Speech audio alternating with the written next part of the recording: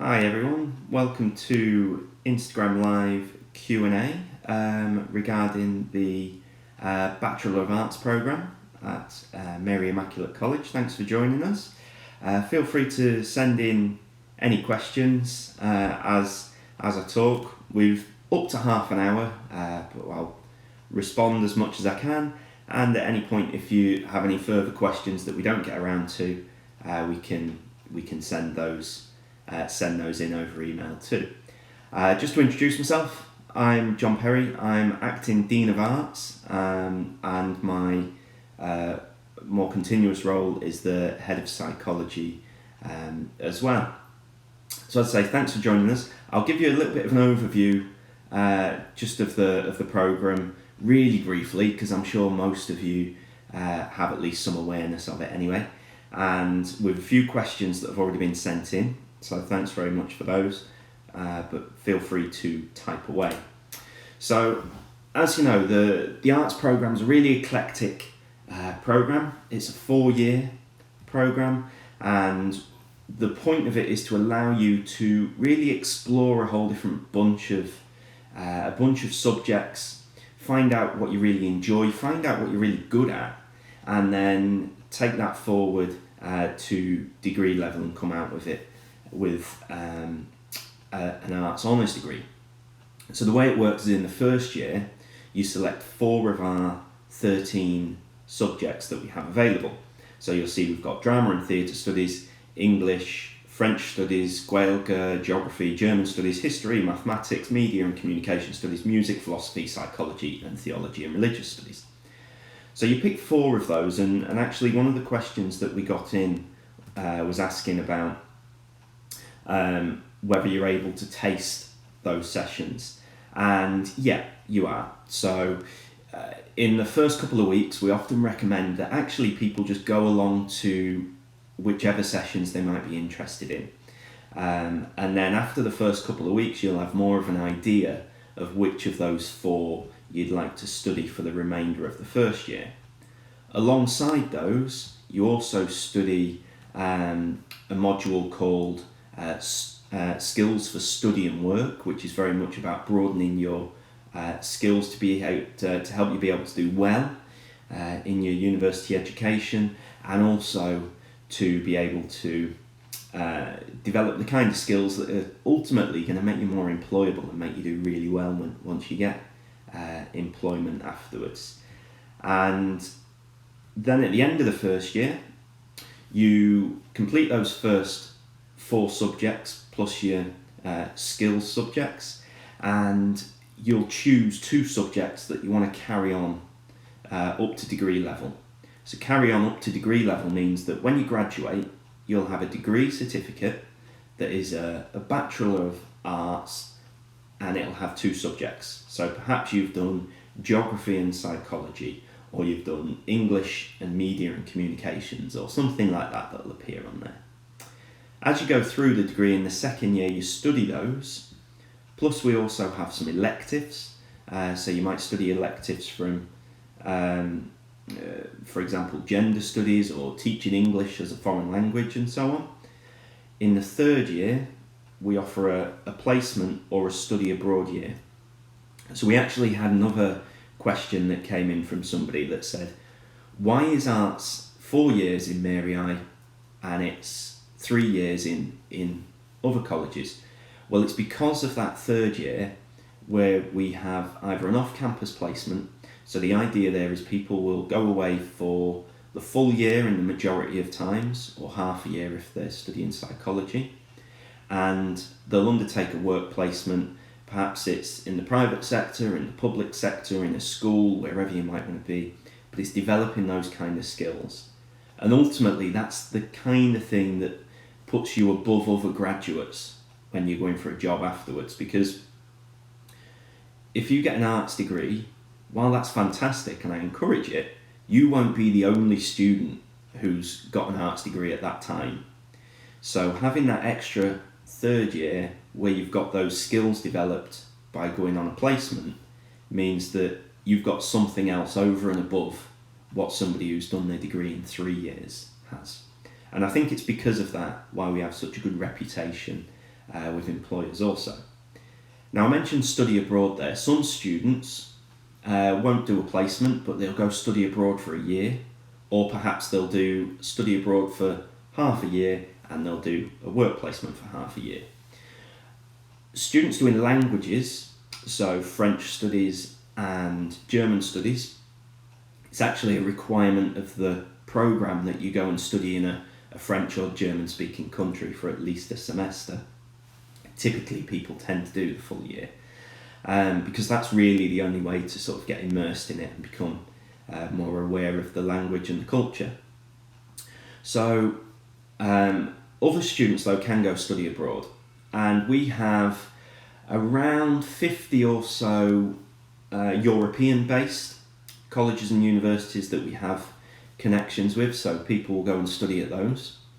And we probably have the same again around the world. So we have students going and studying in every continent on the globe really. Plenty in North America or Australasia, across Europe and in other places too. And again, when you think about what people want from a graduate, what do you want from a college experience? Well, it's what you come out with at the end. Is this kind of holistic development as a person and development in skills. So going and studying abroad or getting work experience is the best way forward. Can you work abroad? Possibly. We do have, thanks for the question, Ema, we do have some examples where people will undertake work abroad. Ultimately, it's about meeting the learning outcomes for that third year. So if that work takes place in Ireland or elsewhere, then that's absolutely fine. And in fact, this year I had a student working in Canada, I had a student working in the United States, and so on. So thanks for the question. Then in the fourth year, people complete their final two subjects that they've carried through from the second year, including doing a dissertation. So that's a really rough outline of the course. Question there from Lee. Is there anything we should have a look at or study before we enter the course? That's a very good question. To be honest, I don't think you need to do too much in that respect. I think just keep an open mind, because I think it's best to enter the course without having a really defined idea of what you're going to study on the programme. I think sometimes if you read too much beforehand, you can end up being kind of really constrained. And I actually encourage people sometimes to perhaps try something you don't know much about. So you might never have studied German or French, but even if you haven't done them to leaving cert level, we have a beginner's course in there, and you can actually do the beginner's course and try something out that you never thought you would have done before. If you like it and you're good at it, brilliant, take it on till the end. If not, then maybe drop it after year one. Question from Eva there. Is it easy enough to get into the education course in MIC after completing the arts degree? Is it easy enough is a tough question. We do have a lot of graduates on the arts course will go on and study teaching afterwards. So we have the professional masters in education that we run. Obviously they're limited spaces each year. Many of our arts graduates get onto those, but also people from other colleges that might have done similar degrees will also enter them. That said, many people who want to be teachers, if they don't get onto the professional masters in education, take a different route and study a similar course elsewhere as well. So it's a pretty common route into teaching if people wanted to get into that route. The question there about psychology, as I mentioned at the start, I am also head of psychology, and somebody did ask a question about whether it's popular.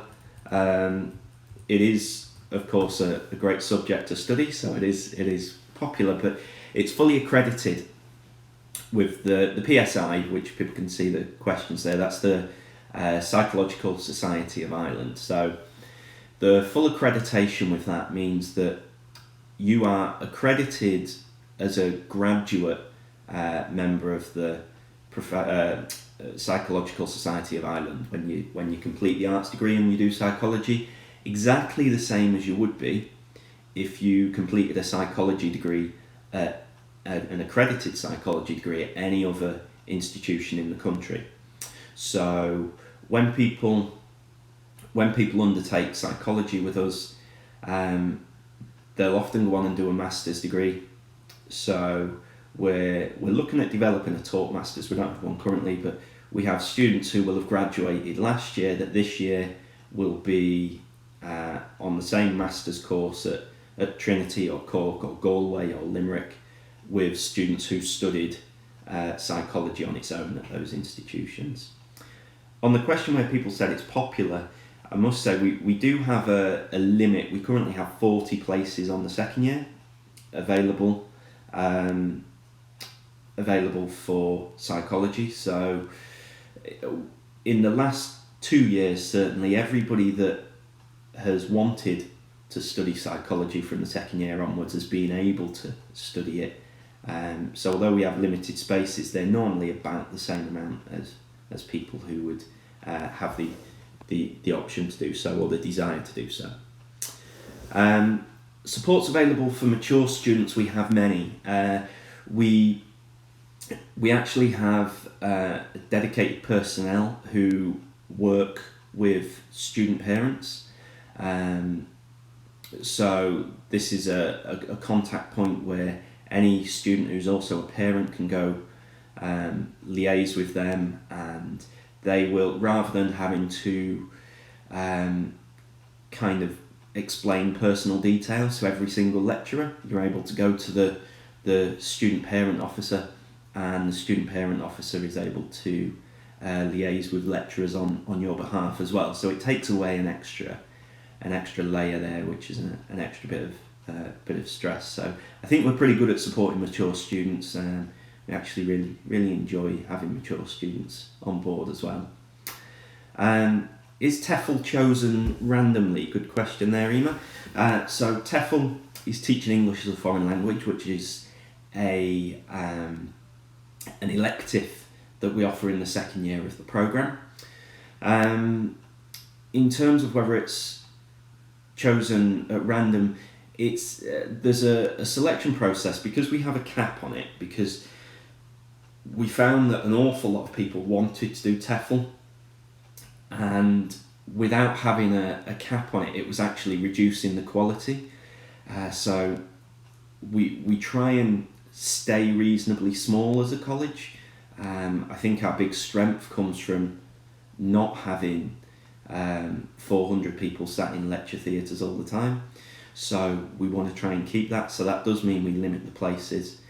Preference will go to people studying English onto the Tefl programme. Then next preference will go to people studying other languages, and then it'll open up to those studying the rest of the arts programme. And I think that's probably the fairest way of doing it. The question from Sarah there about QQI places. Sorry, I'm not quite sure what you mean by QQI, so just if you spell that one out for me, I'll come back to it. Laura, could you explain the process of gaining access to the PME? I'll do my best for you, Laura, but I suspect there'll be people at the institution that are better than that, better at answering the question than me there, because I'm not an expert on the PME course. I know that it's an application that is the process of which is held nationally, and there's an interview process and so on, but I'd recommend that you find an appropriate email on the website to direct that one to, Laura. Scholarships, we do have scholarships available. We have a bunch of scholarships available based on various kind of awards and achievements that people might have received, often in the way of a reduced requirement from CAO points. But we also, particularly excitingly, our background in sport and enjoying my sport, so we have some sports scholarships available. So it's worth looking out for those.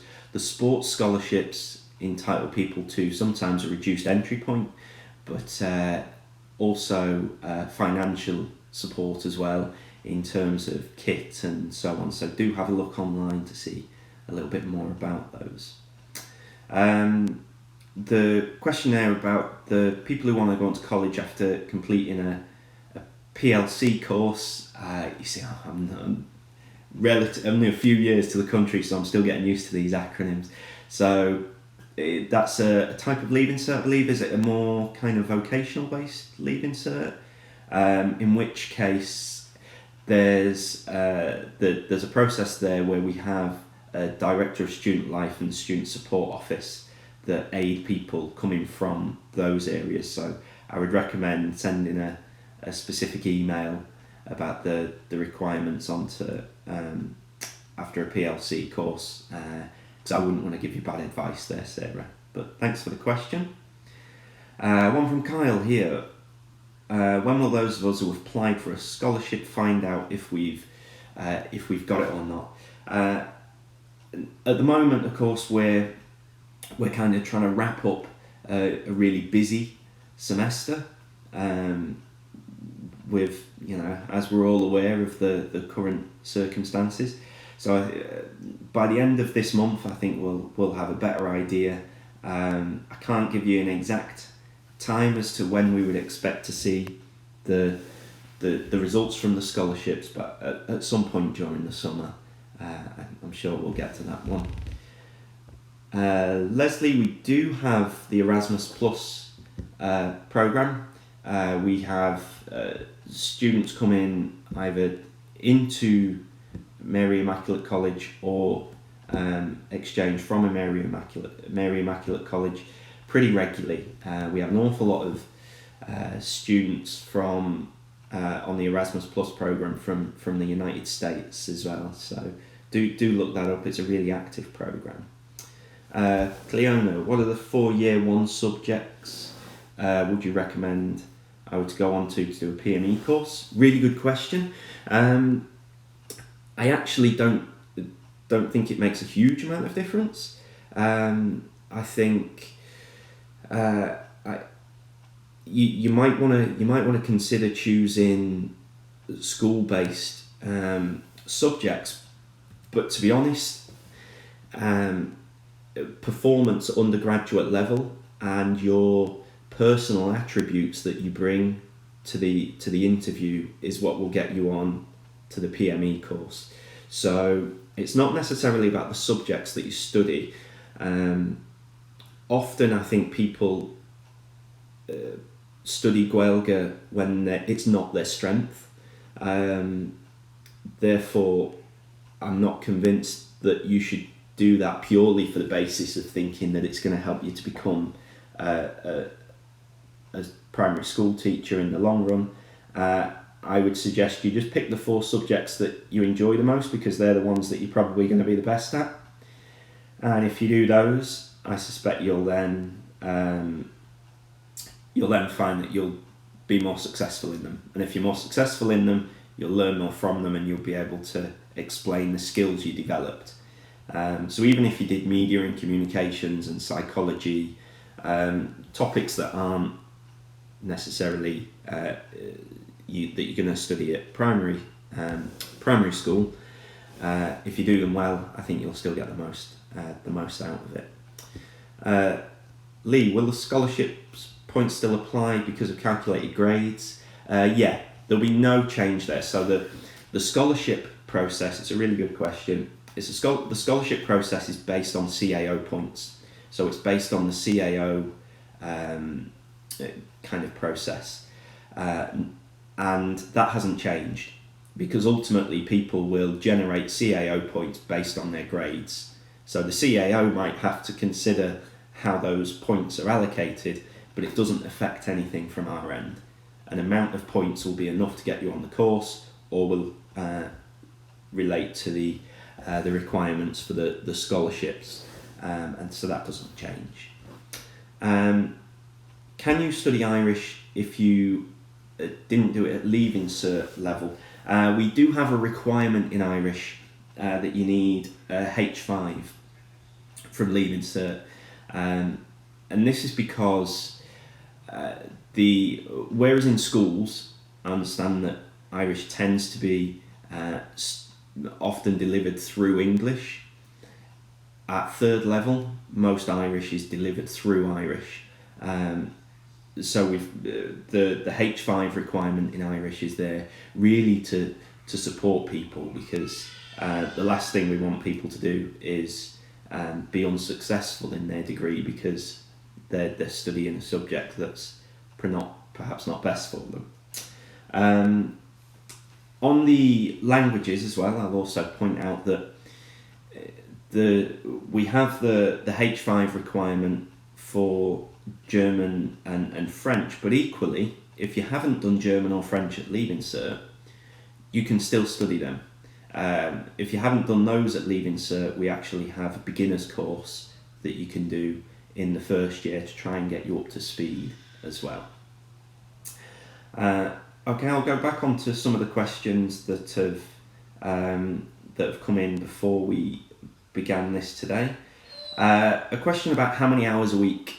So the hours a week that you'll spend studying are pretty similar to where they would be at any other institution, to be honest. You'll study 5 modules per semester, 2 semesters. So one semester will run from late September until January, and then you'll start the second semester, which will run till around this time.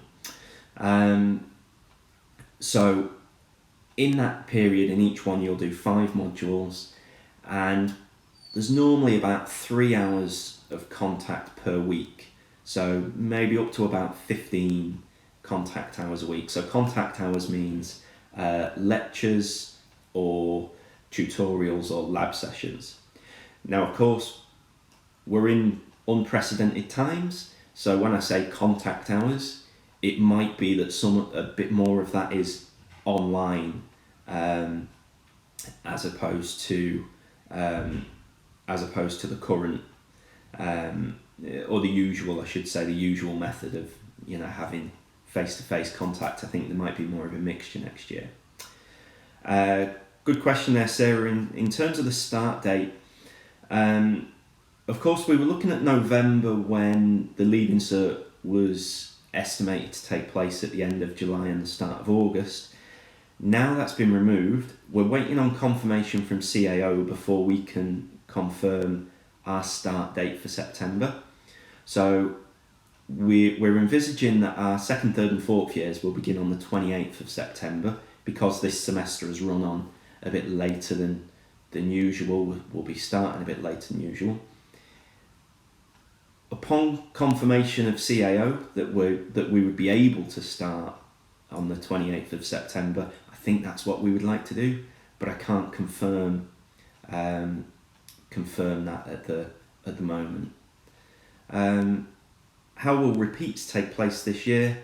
Repeats are going to take place probably remotely.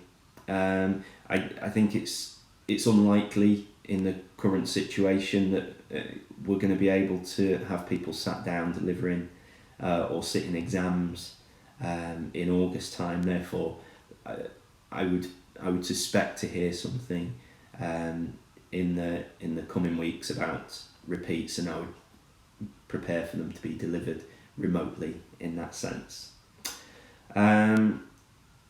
The other question I had there was, what way do the subject groups work, and are they all at the Limerick campus? Very good question that come through previously there. So subject grouping, we used to have a grouping where for timetabling issues, as is the way with most arts degrees, there would be groups where there would be some constraints in the first couple of years in terms of which subjects you could choose, and you might not be able to do them all necessarily simultaneously. I'm pleased to say we've been able to remove that for the first year. So in the first year, all of the 13 options would be available to you. In the second year, we do have some subject groupings.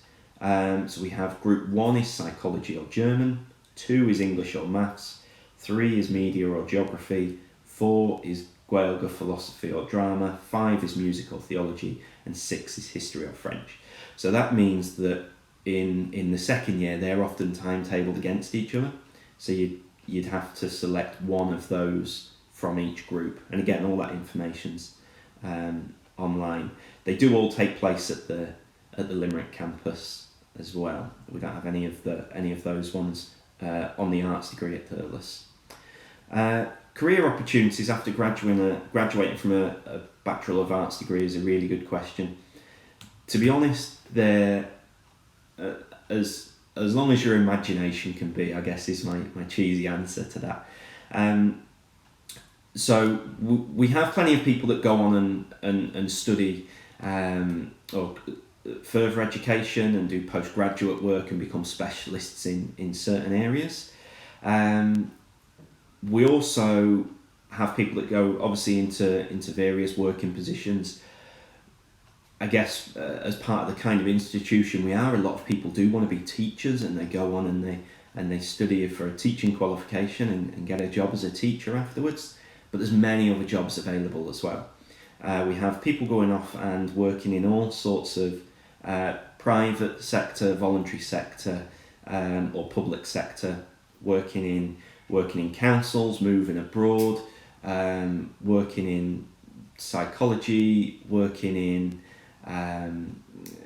kind of accounting, or wherever you might want to go to postgraduate. And the reason we have such a broad kind of array of subjects that people go and work in the long run as a career is because our focus is on personal and professional development throughout. And my point I'll always make is that if you're currently 18, 19, 20, you're still going to be working in 30, 40 years' time. And chances are the job you're doing in 30 to 40 years' time probably hasn't even been invented yet. So rather than necessarily preparing for a particular work thing, we're not training you for a specific job because we don't know what the jobs of the future are going to be. We want to be able to imbue you with the kind of skills that are going to make you really attractive to employers and gain the most out of the jobs that you can. In terms of graduation and graduation ball, we don't have decisions on those things just yet. With all these kind of decisions, we're kind of at the behest of medical advice, really. So we're just taking the advice from the medical community as we go, and once we have advice as to how that will go ahead, then we'll proceed with that. Thanks. Abby, will there be an opportunity for people studying Irish to go to a Gaeltacht? I'm not certain, to be honest, Abby, so I wouldn't want to answer something that I wasn't sure about. My best advice there is to contact Brendan Cronin, who is the head of the Gaeilge department, and he can give you more specific information around that. Thanks for the question there, Trish, on the if you're struggling with your subjects. So I'll give you some data that we have on the programme. Of all of the people who get through the second year of the programme, so have made it to the third year, 99% of them graduate with a degree. And that's high. That's higher than any other arts programme you'll find. I think that's because of the kind of supports that we have. So we have an academic learning centre, and we were the first in the country to set up an academic learning centre, and they're fantastic at what they do. You can go along to them with an essay that you're trying to write, or a presentation that you're worried about giving, or anything like that, and they'll sit down with you one-on-one and they'll help you out. We also have, of course, very helpful lecturing staff that will support you along the way. And I like to think that the kind of community that we try and foster here is really helpful to that.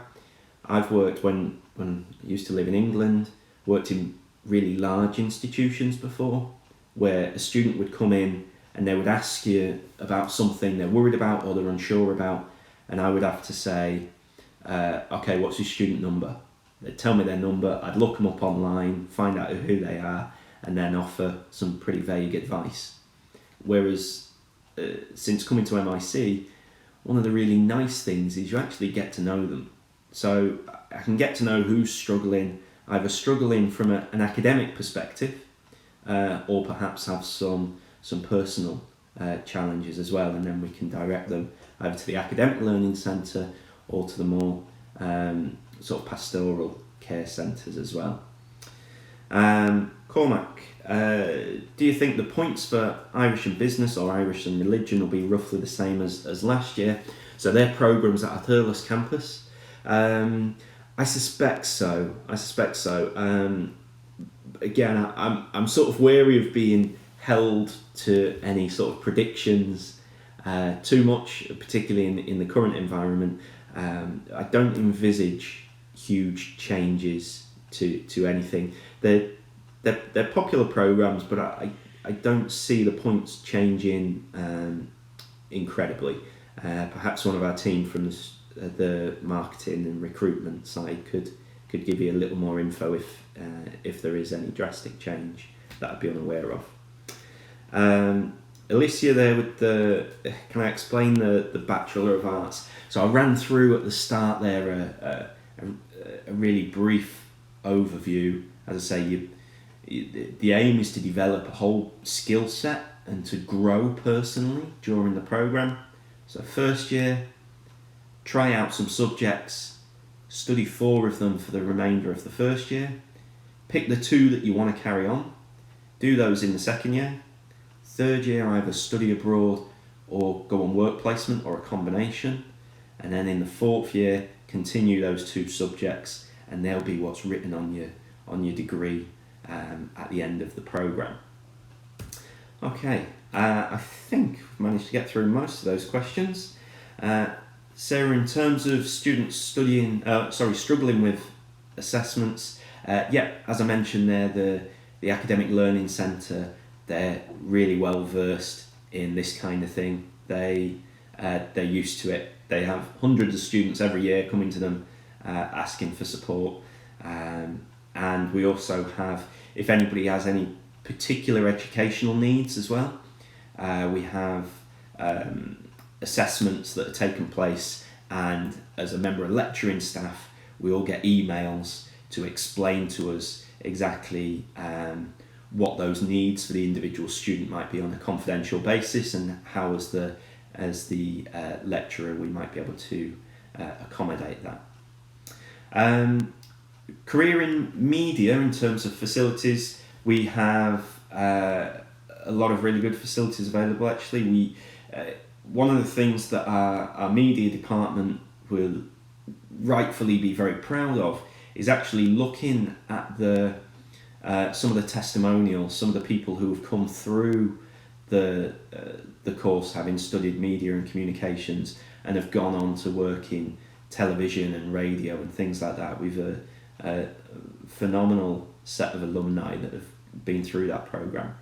In terms of the facilities that they have available, is we have some dedicated studios, including a Mac lab from an editing point of view, and we also have Wired FM on campus as well, which is a joint venture with Limerick Institute of Technology based on the campus at MIC in Limerick. And that's a local radio station where people are able to gain some really useful hands-on employment by undertaking placements and things like that there. Okay. I've spoken a lot there in the last 35 minutes. Any further questions from anybody? Okay, I'll just have a look at any others that might have come in if I've missed them. No, I think we've covered most of those. Any further questions from anybody? No. Okay, there's nothing scrolling up, so I'll take that as a cue to say, no, we've got what we need, thanks. So thank you very much for joining me this morning. I hope that's been in some way useful. By all means, you can drop me an email.